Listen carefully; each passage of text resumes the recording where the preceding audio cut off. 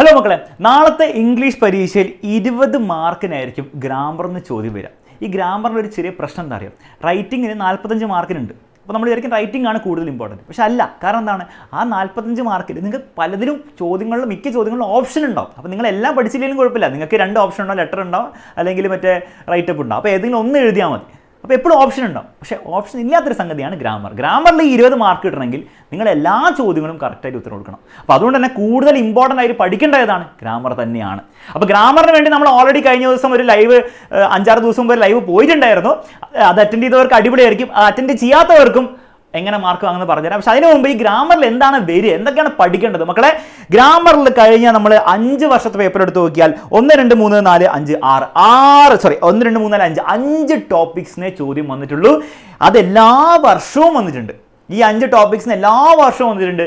അതായത് ഈ 5 ടോപ്പിക്സ് എന്നുള്ള ചോദ്യം നാളത്തെ പരീക്ഷയിൽ എന്തായാലും ഉണ്ടാവും, ഒരു സംശയമില്ല. ടോപ്പിക്സ് ഏതാണ്? ഒന്ന് റിപ്പോർട്ടഡ് സ്പീച്ച് ആക്കാൻ 2-3 മാർക്കിനെ ചോദിക്കുള്ളൂ. പിന്നെ എഡിറ്റിംഗ് 5 മാർക്കിന് എല്ലാ വർഷവും ചോദിക്കും.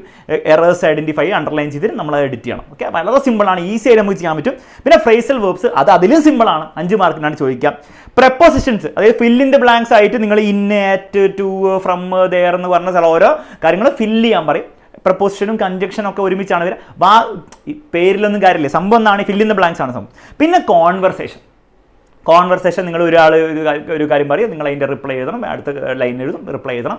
ആ രീതിയിലാണ് ചോദ്യങ്ങൾ വരിക. അപ്പോൾ ഇത് എന്തായാലും പഠിച്ചേ പറ്റുള്ളൂ. ഓക്കെ, കാരണം എന്തായാലും വരും. മാത്രമല്ല ഇവിടെ ഓപ്ഷൻ എന്നുള്ള പരിപാടി ഉണ്ടാവില്ല.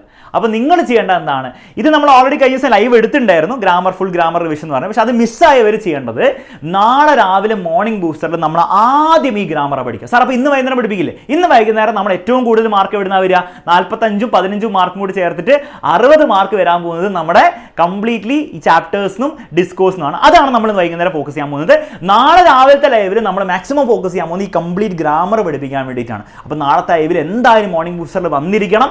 അതിൽ നമ്മൾ ഗ്രാമർ മാത്രമല്ല, നമ്മൾ ഈ ചാപ്റ്റേഴ്സിൻ്റെ ഡിസ്കോഴ്സിൻ്റെ ഒരു ക്വിക്ക് റിവിഷൻ കൂടി ചെയ്യുന്നതായിരിക്കും. ഓക്കെ, അപ്പോൾ ഇത് പഠിക്കണം. ഇത് നന്നായി പഠിച്ചാൽ മാത്രമേ 20 മാർക്ക് കിട്ടുള്ളൂ. അത് പഠിക്കാനുള്ള ഏറ്റവും ബെസ്റ്റ് അവസരം നാളത്തെ മോർണിംഗ് ബൂസ്റ്റർ തന്നെയാണ്. അപ്പോൾ അതിലെല്ലാവരും എന്ത് ചെയ്യുക, വന്നിരിക്കുക. ഇനി നിങ്ങൾക്ക് ഇന്ന് വൈകുന്നേരത്തെ 7 മണിക്ക് ചാപ്റ്റർ ഡിസ്കോഴ്സ് ലൈവിൻ്റെ മുൻപ് പഠിക്കാനുള്ള ഒരു അവസരമുണ്ട്. നമ്മൾ കഴിഞ്ഞ ആഴ്ച എടുത്ത് ഗ്രാമറിൻ്റെ ലൈവ് പോയിട്ട് നമ്മുടെ ചാനലുണ്ട്, അത് പോയി പെട്ടെന്ന് ഒരു ക്വിക്കായിട്ട് കണ്ടോ. എന്നിട്ട് നിങ്ങൾ മോർണിംഗ് ബൂസ്റ്ററിലും കൂടി വന്നു കഴിഞ്ഞാൽ ഈ 20 മാർക്ക് നിങ്ങൾ നേടിയിരിക്കും. ഓക്കെ, അപ്പോൾ ഇതിൽ പ്രഡിക്ഷൻ ഒന്നുമില്ല.